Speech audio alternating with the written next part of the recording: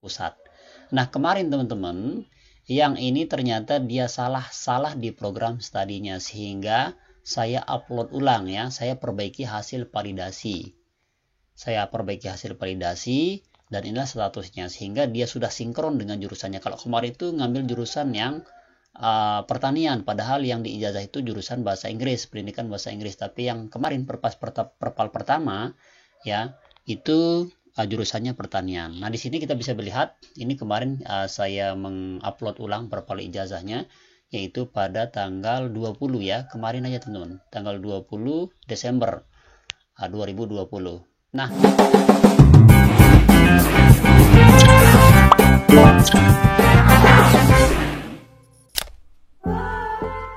Assalamualaikum warahmatullahi wabarakatuh. Hai teman-teman di channel edukasi. Yap, sekali ini kita akan berbagi informasi yang 2 hari belakangan ini yang sedang viral teman-teman ya, yaitu bagaimana sih kita melihat status perpal kita, apakah diterima atau ditolak. Ini merupakan info yang terbaru dan terpenting buat teman-teman yang belum mengeceknya. Silahkan dicek dan kami akan tunjukkan mana status perpal yang sudah diterima dan mana kategori status perpal ijazah kita yang ditolak. Silakan ya, segera dicek, dan ini ciri-cirinya apakah dia diterima atau tidak teman-teman. Oke, di sini saya sudah masuk di di Dapodik, di GTK-nya. Nah, sekarang kita mau melihat yang pertama adalah kita melihat status perpal ijazah yang diterima. Nah, setelah kita melihat ini, lalu kita melihat status perpal ijazah yang ditolak teman-teman ya, biar teman-teman bisa membandingkan antara yang sukses sama yang gagal. Dan saya doain semoga teman-teman di sini semoga sukses pada tahun 2020 ini, semoga lulus untuk seleksi P3K tahun 2021. Dan buat teman-teman yang ingin melihat tentang pelajaran sudah lengkap, kami siapkan deskripsi video terkait pelajaran manajerial, sosiokultural maupun teknis, itu sudah lengkap, sehingga di sini kita bisa belajar bareng di situs edukasi ini. Sehingga pantengin terus channel ini karena kami akan berbagi informasi-informasi terupdate dan terbaru tentunya sesuai dengan yang disampaikan sama pihak-pihak pemerintah. Oke, untuk lebih lengkapnya kita langsung aja tanpa banyak omong, tanpa banyak bicara, kita cek ke TKP. Nah, di sini kita masuk ya teman-teman, ada Dapodik. Caranya adalah seperti biasa, kita buka info GTK. Oke, kita klik ya. Maka kita akan diarahkan ke sini. Nah, di sini kita mengetahuinya bahwa gimana sih status perpal ijazah itu diterima, Mas. Oh, gampang ya. Ini pertama kita mengecek di sini status perpal ijazah. Nah, di garis bawah teman-teman ya. Di sini status perpal ijazah. Pertama, tanggal perpalnya ini lumayan jauh teman-teman ya. Itu pada bulan 11 ya. Tanggal 27. Kemudian nama pada ijazah sudah pas ya. Lalu nomor ijazah ini sudah pas. Buat teman-teman yang belum tahu nomor ijazahnya jangan sampai salah ya. Biasa nomor ijazah itu ada di pojok atas. Lalu nomor induk mahasiswa ini sudah pas, sudah terisi. Perguruan sudah terisi. Program studi sudah sesuai. Tahun lulus sudah sesuai, model perpal API dan status perpalnya sudah selesai. Nah, teman-teman, ini menandakan bahwa status perpalnya sudah selesai dan ini posisinya aman ya, karena metode perpalnya API dan status perpalnya sudah selesai. Nah, perlu kita coba baca di bawah ini ya. Kebaca di bawah ini, di sini memberikan kita notif bahwa data hasil perpal belum diupdate ke Dapodik, sehingga bisa saja yang tertera di riwayat pendidikan formal masih belum sama dengan hasil perpal ijazah. Nah, teman-teman, kalau ada notif seperti ini itu biasanya ada, jangan khawatir ya, ini akan sinkron secara otomatis ketika teman-teman sudah sesuai memasukkan datanya di sini dan data di Dapodik itu sama. Nah, kalau misalkan kita coba perkecil ya, kalau misalkan teman-teman nih, kalau misalkan teman-teman nanti nanti di bawah ini kan ada perbaikan hasil validasi sama lihat hasil validasi. Ini kalau sudah statusnya selesai seperti ini, tidak usah diganggu-ganggu teman-teman ya, tidak usah klik hasil perbaiki hasil validasi. Kalau teman-teman klik hasil validasi ini, maka otomatis teman-teman nanti akan terubah datanya di sini ya, ini akan ubah ya. akan berubah, ini akan hilang, ini akan hilang, ini akan hilang. Walaupun teman-teman tidak melakukan apa-apa, tapi mengklik perbaiki hasil validasi. Itu tuh pernah saya lakukan kemarin, sehingga kita kembali mengupload ulang. Ternyata pas ngupload ulang itu ternyata lelet karena banyak yang buka, teman-teman ya. Jadi sedih sekali. Padahal datanya sudah betul. Nah, kemudian di sini dia perlu dibacakan ya. Perlu kami jelaskan, menekan tombol perbaiki hasil validasi, yang ini maksudnya berarti Anda akan menghapus data hasil perpal dan menggunakan dengan baru. Pastikan proses perbaikan dilakukan sampai selesai atau data Anda akan salah. Nah, sehingga tidak usah ditekan-tekan. Kalau statusnya seperti ini, teman-teman sudah aman ya, sudah aman. Ini menandakan teman-teman sudah aman. Jadi tidak perlu khawatir, ini adalah sudah warna hijau ya, sudah lampu hijau bagi Anda yang akan mendaftar P3K pada tahun 2021 ini. Dan informasi penting buat teman-teman bahwa untuk pendaftaran P3K itu akan dimulai sekitar bulan Maret atau bersamaan dengan CPNS. Itu antara dua. Kita sedang mengintip informasi dari Kemendikbud dan dari PAN-RB, apakah bersamaan atau duluan.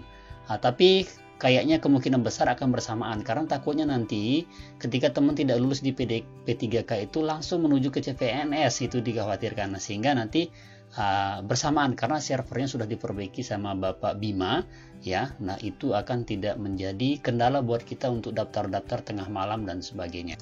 Kemudian, Bang, apakah kalau kita sudah daftar P3K bisa enggak kita daftar CPNS? Nah, jawabannya tidak bisa, teman-teman ya. Kalau teman-teman sudah validasi perpal ijazah di sini, maka teman-teman otomatis tidak akan bisa daftar CPNS. Maka keputusan ada di tangan teman-teman ya. Apakah mau ngambil P3K nih, kalau misalkan umurnya masih kecil, enggak apa-apa, ambil aja yang CPNS. Tapi kalau sudah umurnya di atas 30, di atas 29, itu silakan ambil aja P3K. Karena kesempatannya untuk yang 1 juta lebih ini, kesempatan kita sangat besar untuk menjadi P3K. Dan itu hak dan kewajibannya sama dengan CPNS. Cuman perbedaannya ada perbedaan sedikit saja. Contohnya di sini terkait tunjangan tunjangan hari pensiun itu yang tidak ada, dan teman-teman bisa mengeceknya di deskripsi video perbedaan untuk hak dan tunjangan kewajiban daripada P3K dan CPNS. Oke, itu dia informasinya. Kita lanjut sekarang seperti janji saya pada awal, di mana kita melihatnya yang ditolak, Mas. Ini kan yang diterima saja dikasih kita ini. Oke, sekarang kita akan melihat contoh perpal ijazah yang ditolak.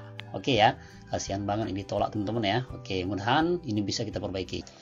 Oke, ini teman-teman ya, yang ini yang statusnya ditolak. Segera dicek teman-teman ya, ciri-cirinya kayak gimana sih. Yap, tanpa penasaran, sebelum kita lanjut ke ciri-cirinya yang ditolak ini, silakan buat teman-teman yang merasa terbantu dengan video ini, jangan lupa di subscribe ya. Di subscribe sekarang, kami tunggu 5 detik dari sekarang.